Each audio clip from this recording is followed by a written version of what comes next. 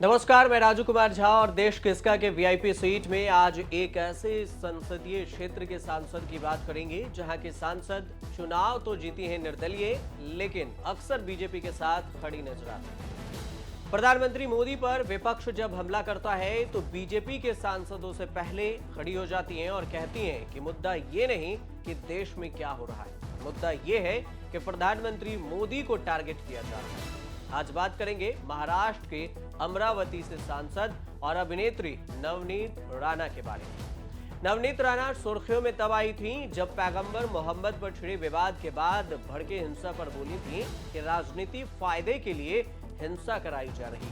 साल 2021 में नवनीत राणा और इनके पति हनुमान चालीसा को लेकर विवादों में रहे थे। नवनीत ने उद्धव ठाकरे, तब जो महाराष्ट्र के सीएम थे, उनके घर पर हनुमान चालीसा का पाठ करने का ऐलान कर दिया था, जिसके बाद भड़के शिव सैनिकों ने शहर में काफी हंगामा किया था और उस पर नवनीत राणा की गिरफ्तारी भी हुई थी। उनके पति पर देशद्रोह का आरोप भी लगाया गया था और अरेस्ट भी किया गया था। यही नहीं, उन पर फर्जी तरीके से जाति प्रमाण पत्र हासिल करने के मामले पर भी केस चल रहा है, जिस पर बॉम्बे हाई कोर्ट ने जून 2021 को उनका जाति प्रमाण पत्र रद्द कर दिया था और उन पर 2 लाख का जुर्माना भी लगाया था। हालांकि बाद में सुप्रीम कोर्ट ने हाई कोर्ट के फैसले पर रोक लगा दी थी। वैसे तो नवनीत राणा हिंदी, तेलुगु, कन्नड़, मलयालम और पंजाबी की कई बड़ी फिल्मों में काम की हैं।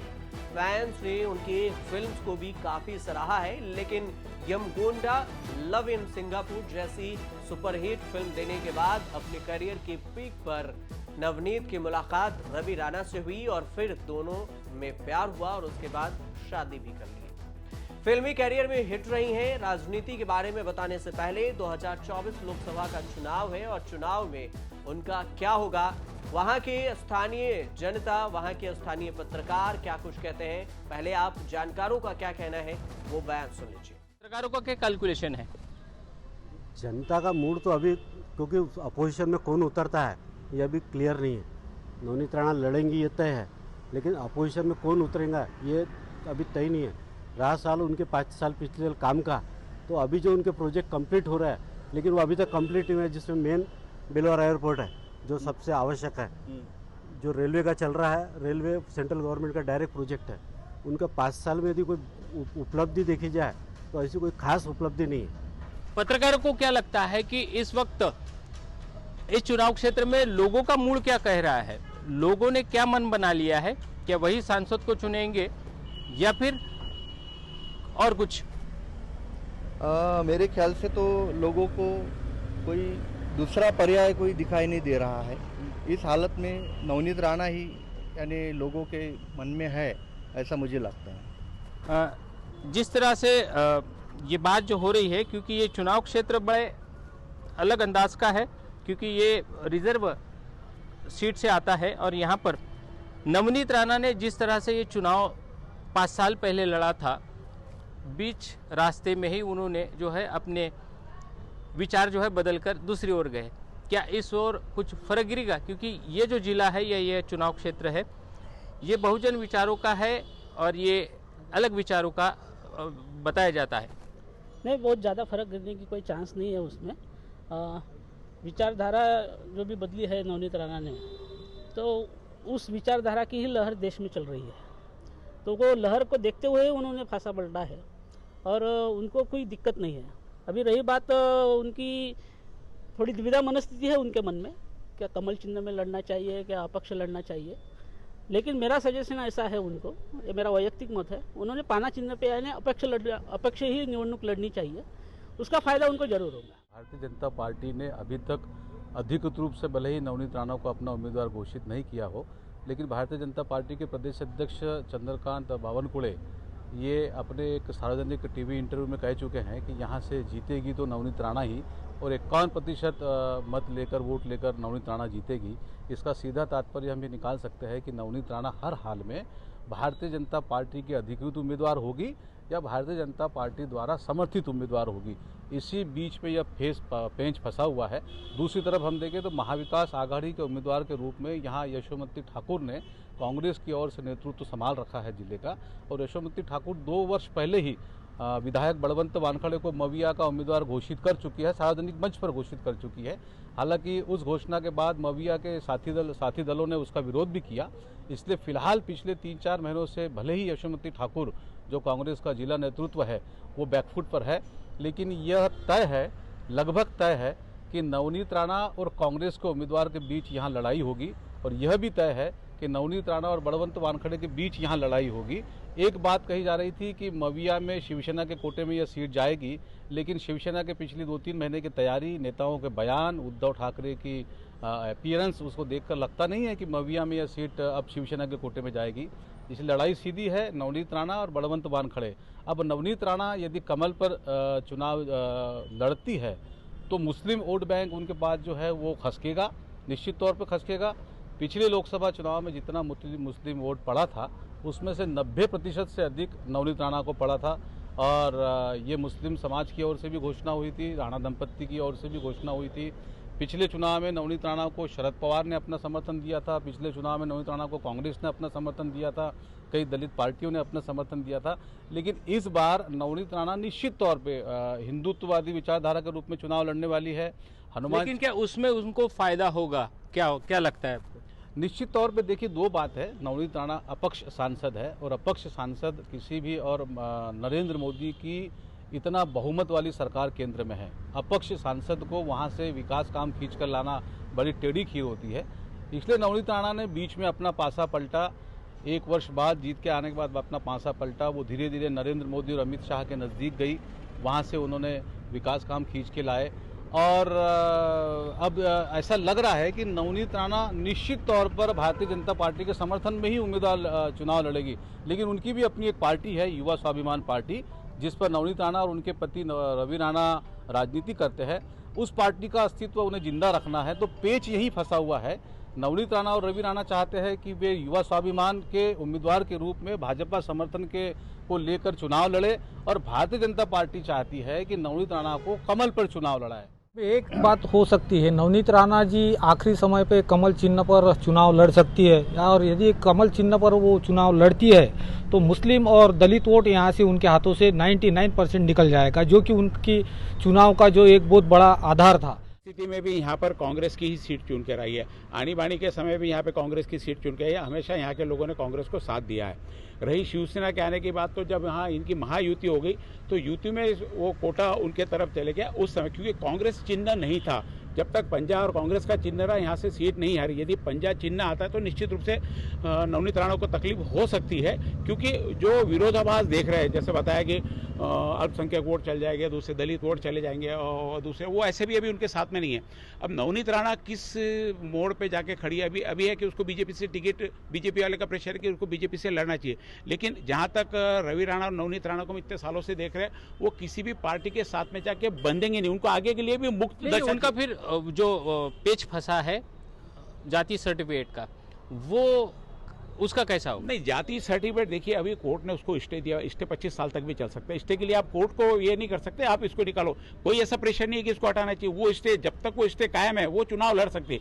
स्टे हटेगा, रिजल्ट आएगा, उसके बाद देखना है। वो 10 साल निकल गए उसमें, और 10 साल निकल जाएंगे। वो कोई मुद्दा नहीं है अभी यहाँ पे कि जाति पेच में फंसा हुआ है तो उसको टिकट मिलेगी नहीं मिलेगी।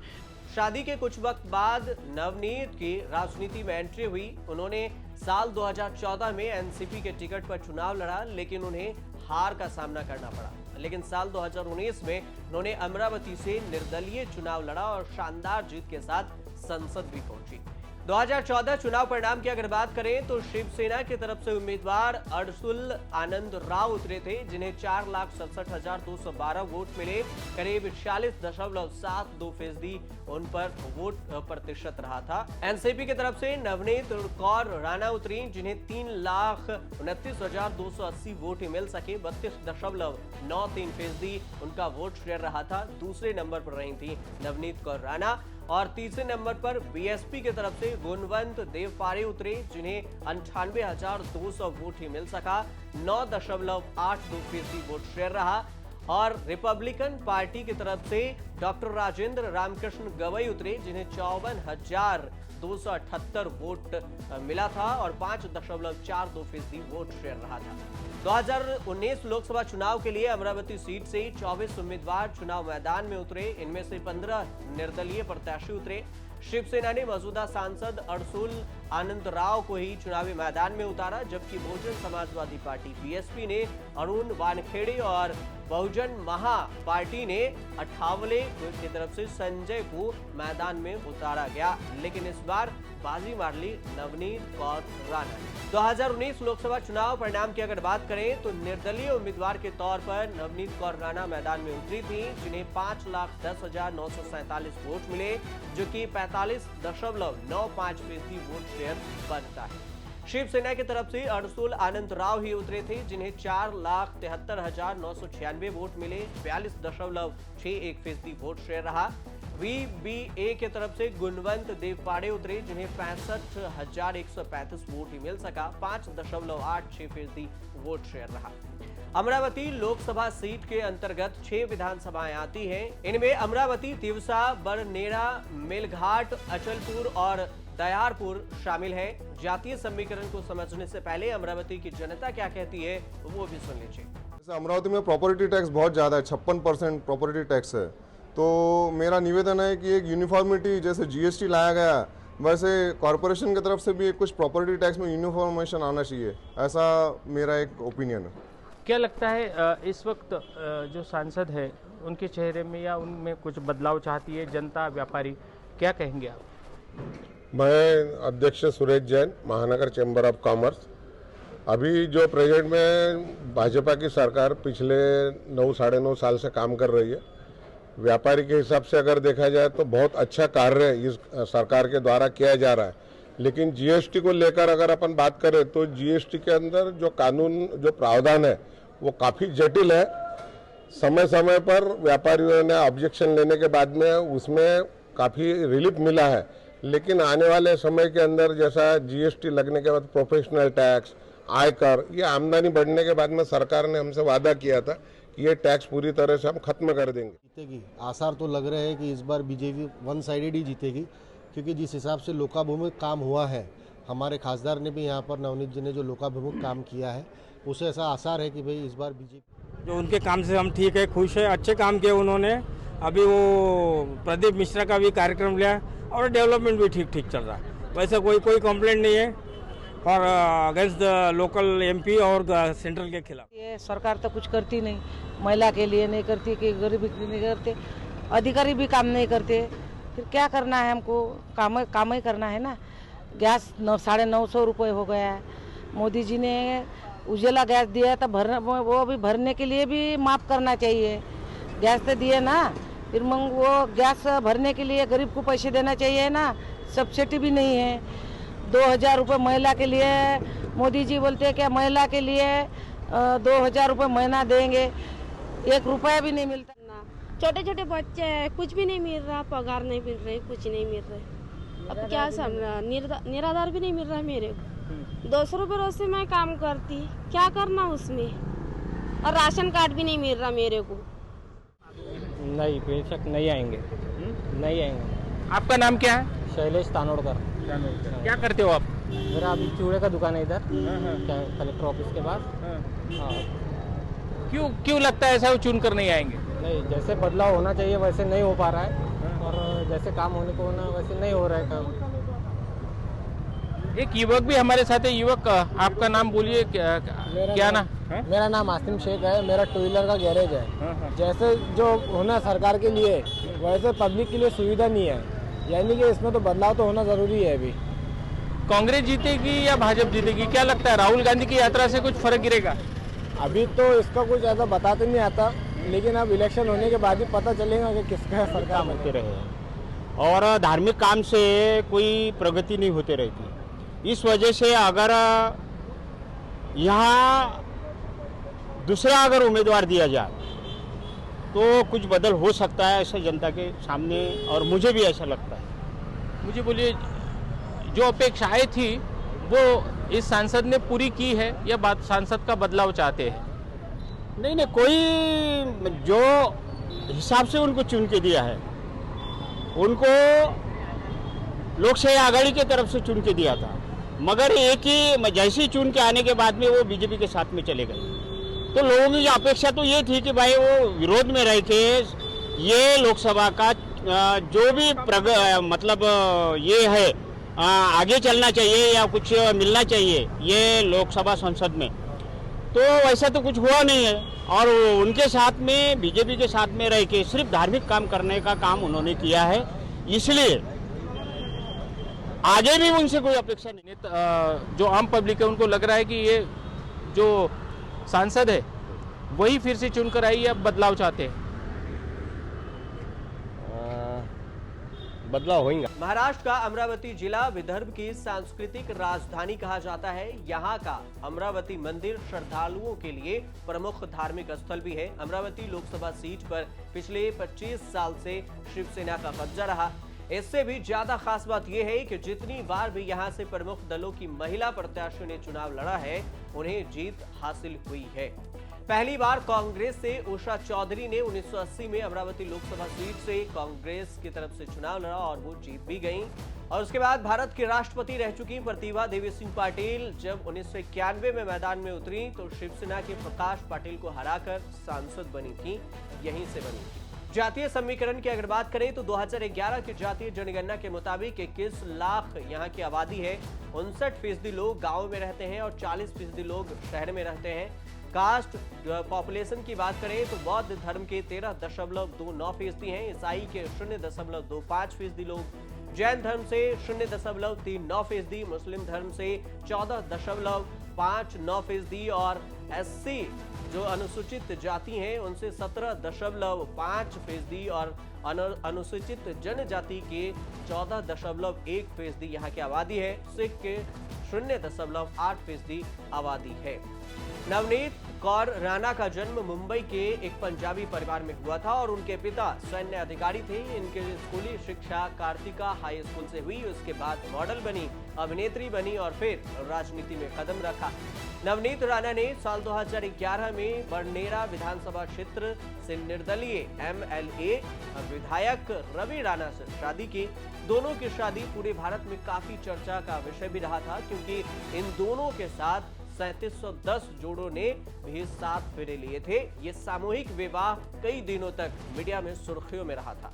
शादी के कुछ वक्त बाद नवनीत कौर राणा की राजनीति में एंट्री हुई। इन्होंने साल 2014 में एनसीपी के टिकट पर चुनाव लड़ा, उनको हार मिली इस बार, लेकिन 2019 में जब वो मैदान में उतरी निर्दलीय उम्मीदवार के तौर पर तो अमरावती से वो चुनाव जीत गई। शानदार जीत हुई थी और उसके बाद संसद पहुंच गई।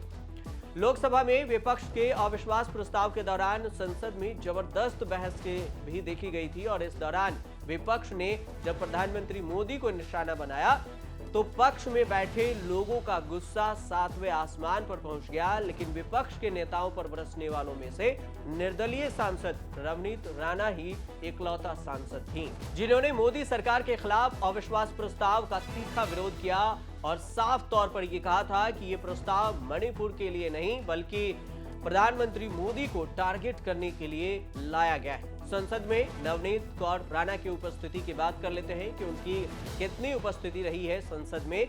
बजट सेशन 2024 में 50% उनकी उपस्थिति है। विंटर सेशन में जो 2023 में 36% और स्पेशल सेशन में उनका रहा 2023 में 100% उपस्थित रही। मानसून सत्र में वो रही 65% और बजट सेशन में 76% उनकी उपस्थिति रही थी। कुल रजिस्टर में साइन 78% है। 92 डिबेट में उन्होंने हिस्सा लिया। 234 सवाल भी उन्होंने संसद में पूछे। ये तो हुई महाराष्ट्र की एक संसदीय क्षेत्र की बात, लेकिन हाल ही में आए मूड ऑफ द नेशन सर्वे की बात करें कि महाराष्ट्र के पूरे अगर देखा जाए महाराष्ट्र का समीकरण क्या कुछ कहता है तो मूड ऑफ द नेशन सर्वे के मुताबिक महाराष्ट्र से जो आंकड़े आए हैं उनमें बीजेपी शिंदे अजीत पवार गुट पर महाविकास आघाड़ी भारी पड़ती नजर आ रही है। महाराष्ट्र की 48 में से 26 सीटें महाविकास आघाड़ी को जा रही है। मूड ऑफ द नेशन सर्वे में विपक्षी गठबंधन को 48 में से 26 सीटें मिलती हुई दिखाई गई है। बीजेपी गठबंधन को जहां 40.5% वोट शेयर मिल रहा है तो वहीं कांग्रेस के महाविकास आघाड़ी गठबंधन को 44.5% वोट शेयर मिलता नजर आ रहा है। महाराष्ट्र की 48 सदस्यीय लोकसभा में से बीजेपी को सिर्फ 22 सीटें, कांग्रेस को 12 सीटें, शिवसेना जो उद्धव ठाकरे वाले गुट है और एनसीपी शरद पवार वाले गुट को 14 सीटें मिलती दिख रही है। कुल मिलाकर इंडिया गठबंधन के लिए ये अच्छी खबर है। वहीं शिवसेना एकनाथ शिंदे और एनसीपी अजित पवार के गुट को 6 सीटें मिलती हुई दिखाई दे रही है। यानी इस तरह से देखें तो एकनाथ शिंदे और अजित पवार के साथ आने से भी बीजेपी को ज्यादा फायदा नजर नहीं आ रहा है और इंडिया गठबंधन को ज्यादा फायदा दिख रहा है। अब लोकसभा चुनाव 2024 का दौर है और इस बीच देखने वाली बात यह होगी कि अमरावती की जनता नवनीत राणा को दोबारा लाती है या फिर कोई नया चेहरा यहां पर चुनती। आप देखते रहिए।